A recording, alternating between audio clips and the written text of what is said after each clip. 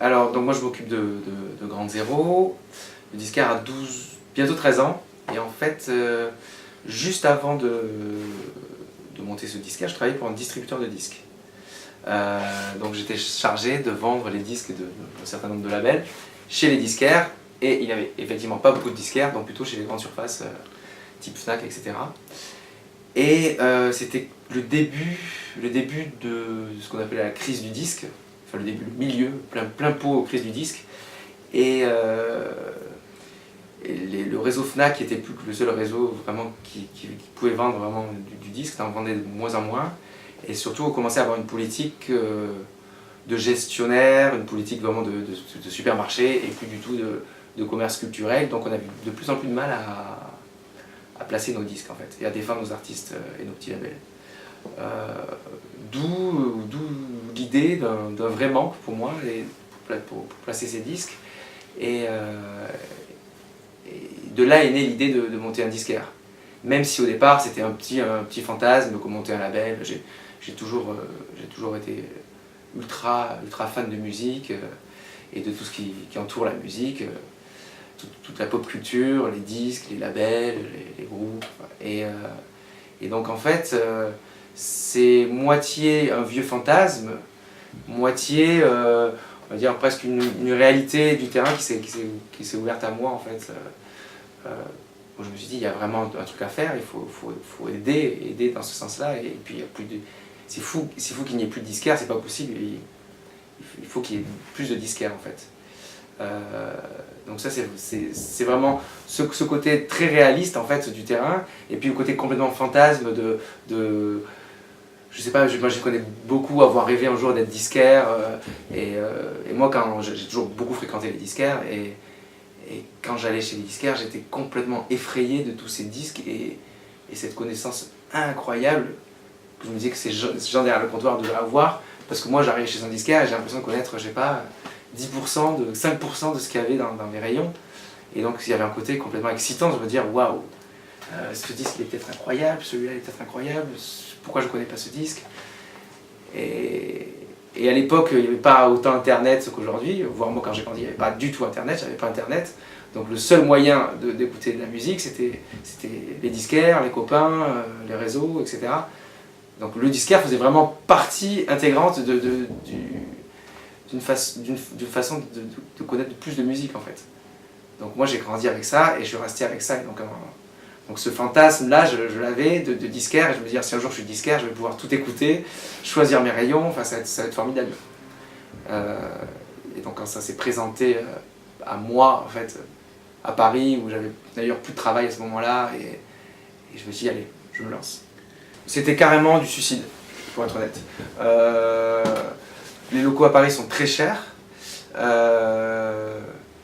J'ai pas fait de business plan parce que ça marchait pas. J'en ai fait un vite fait et je me suis dit waouh, faut prendre tous ces risques pour que ça marche. Ça marchera pas, on le fait quand même. Enfin, je sais pas, c'était une espèce de folie, de fantasme sur lequel il fallait que j'aille au bout en fait du truc. Et j'ai eu la chance en fait, juste avant de travailler un petit peu pour deux labels, un qui s'appelle Ici d'ailleurs et un qui s'appelle Vicious Circle. Et quand je leur ai parlé de mon projet, ils m'ont direct soutenu, ils m'ont dit c'est super, c'est une super idée, il faut le faire. Et ils m'ont aidé à monter en fait. Donc ils m'ont aidé à mettre de l'argent, ils m'ont soutenu donc financièrement, mais aussi avec leur réseau, etc. Donc vraiment, tout seul, je pense que ma folie, je ne serais pas allé tout seul en fait. Il fallait que je trouve des compagnons de folie en me disant mais non, eux ils y croyaient vraiment aussi, ils se disent pas, il y a besoin de disquaires, c'est sûr, voilà. Donc on l'a fait. On a perdu pas mal d'argent au début, mais on vendait bien sûr pas du tout ce qu'il fallait parce qu'il n'y avait les CD, ça devenait compliqué, ça commençait à devenir vraiment très compliqué.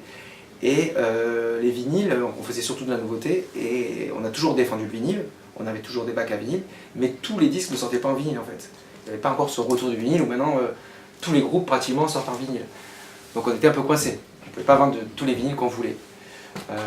Voilà, donc c'était un pari un peu fou, mais si les ventes ne suivaient pas, il y avait quand même un enthousiasme autour de ce projet-là et on sentait que les gens étaient contents. On a commencé à organiser des showcases, les gens venaient. le nom a circulé, voilà, on est devenu un disquaire, on est devenu ce qu'on a voulu être, c'est-à-dire ce disquaire de indie rock qui manquait à Paris. Voilà, il y avait effectivement le gros Gibert à Saint-Michel, que tout le monde connaît, et nous on voulait être le petit disquaire rive droite, voilà, qui manquait à nos yeux en fait. Voilà. Alors le retour du vinyle, en fait, enfin, la progression du vinyle, encore une fois, parce que nous on a toujours fait du vinyle, ça a sauvé effectivement Ground Zero parce qu'on a assisté à la disparition du CD. De façon absolument incroyable, c'est-à-dire que toutes les dernières années, nos chiffres CD baissaient d'année en année pour arriver aujourd'hui à pratiquement zéro. Donc s'il n'y avait pas eu, si on n'était pas passé du CD au vinyle, si on était passé du CD à rien, si c'était le tout numérique et que le vinyle n'était pas revenu, je pense qu'on, enfin c'est même pas je pense, on ne serait plus là aujourd'hui. Je ne sais pas si aujourd'hui un disquaire à Paris, en France, pourrait vivre uniquement du CD. Je ne pense pas. Donc effectivement, ce retour du vinyle, c'est... Moi j'ai toujours aimé ce format vinyle, donc je suis très content dans ce sens-là. Après, il y a un bémol bien sûr sur ce retour du vinyle, dans le sens où ce que j'aimais bien dans le vinyle à l'époque du CD, c'est que c'était vraiment essentiellement pour les labels indépendants, pour des marchés de niche, sur le punk, le garage, la musique électronique bien sûr.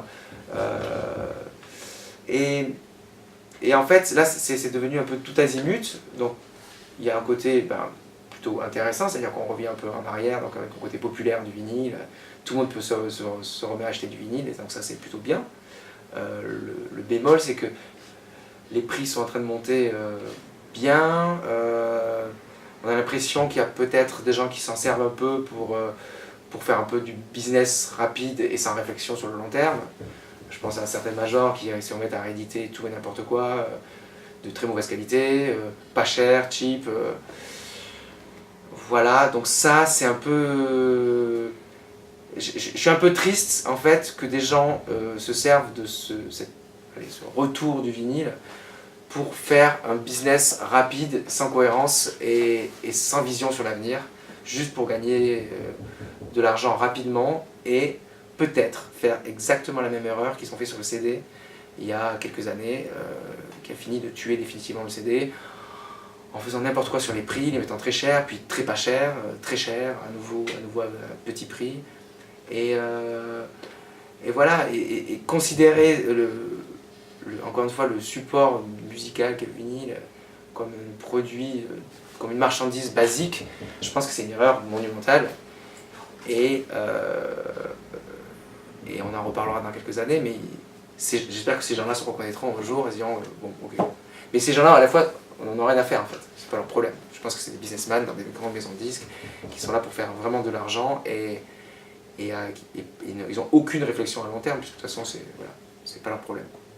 Sauf que nous, c'est notre problème à nous, et que si tout d'un coup on décourage les gens définitivement à acheter le vinyle comme on les a découragés à acheter le CD, ça va devenir compliqué parce qu'on n'a pas un troisième support pour continuer, quoi.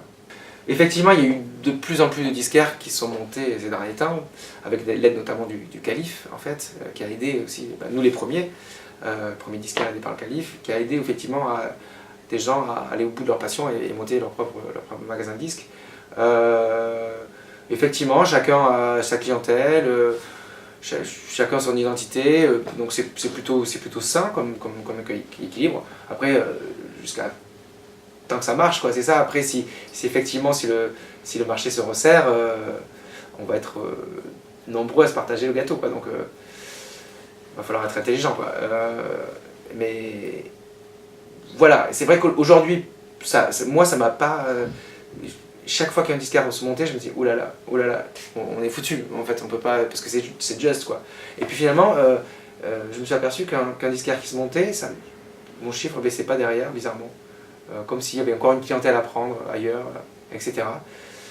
Donc pour le moment, on s'en sort, voilà. Tant que voilà, on sait pas, l'avenir c'est vrai que c'est délicat parce que maintenant on est vraiment nombreux. Mais j'ai pas trop d'avis là-dessus, je sais pas en fait. En tant que fan de musique, je peux que m'enthousiasmer qu'un nouveau disquaire se monte, si c'est dans la même démarche que nous. en tant que petit commerçant, effectivement, c'est des concurrents et on peut s'inquiéter, mais pour le moment, c'est plutôt cool. Bien sûr, National 7 au départ, j'ai monté à Ground Zero, National 7 il y a 4 ans. C'était un peu un nouveau challenge, hein. C'est-à-dire qu'en fait j'ai rencontré quelqu'un qui est devenu mon ami, Max, qui est brocanteur et qui est fan de musique. Et moi, à côté de la musique, j'aime bien le design. Et en fait, on s'est amusé, c'est vraiment une discussion comme ça de comptoir au départ. On s'est dit, tiens, pourquoi pas monter un magasin avec nos 2 activités. Toi, t'es disquaire, moi je suis brocanteur, et on met... ça a du sens de mettre des vinyles au milieu du mobilier des années 60, 50, etc. Donc voilà, c'est plus une démarche et moi, voilà, ça faisait 10 ans, presque 10 ans que j'étais disquaire, et j'avais envie de me donner un nouveau challenge. Donc on a monté National 7, et ça a très bien pris. Et effectivement, quand Ground Zero, on était place Sainte-Marthe, le local qu'on partageait avec le Calife, on a dû partir. J'étais bien content en fait de pouvoir aménager cette cave ici, les sous-sols de National 7, parce que les loyers étaient très chers, parce que ça marche, mais c'est toujours délicat, on est toujours sur un fil.